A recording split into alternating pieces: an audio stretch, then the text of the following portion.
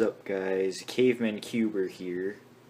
Today I will be 3D printing a edge that I designed for a regular old Rubik's Cube. So here's the model right here. I already have it up and loaded. So all you gotta do is click print and it should start printing. Ready. So I'm gonna get this set up and then it's gonna start printing. So here we go.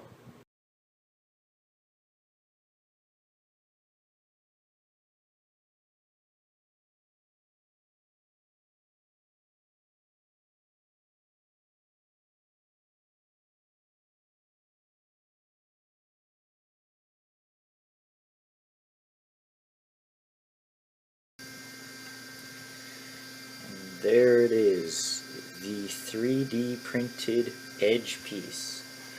Let's get it off the bed. The thing I love most about the M3D Micro, flexible bed. So you can flex the bed without it breaking. Slip it right back into place. Do that later. First you gotta break the edge free. And I should have compensated for shrinkage, but I didn't think of that then. But there is the edge piece. I dropped it. Alright, let's compare it to a regular edge piece. And that is actually pretty dead on, if I might say myself. Look at that. That's off by like a human hair. Alright, moment of truth. Let's put it into a cube. And I lost this piece, so I thought it'd be the perfect candidate for trying out the new edge. Well, it's a little small, but it does function like a regular old edge piece. And there we go. There she is. Let's try it out on my custom-made 3x3x5. Ooh.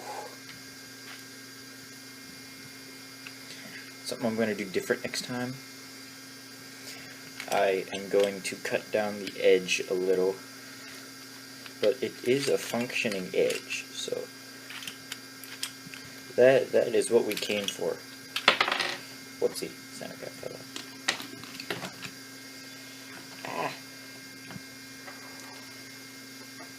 This did take about an hour, 45 minutes to print. So, yeah, thank you guys for watching. Custom edge print, and see you in the next one. Bye-bye.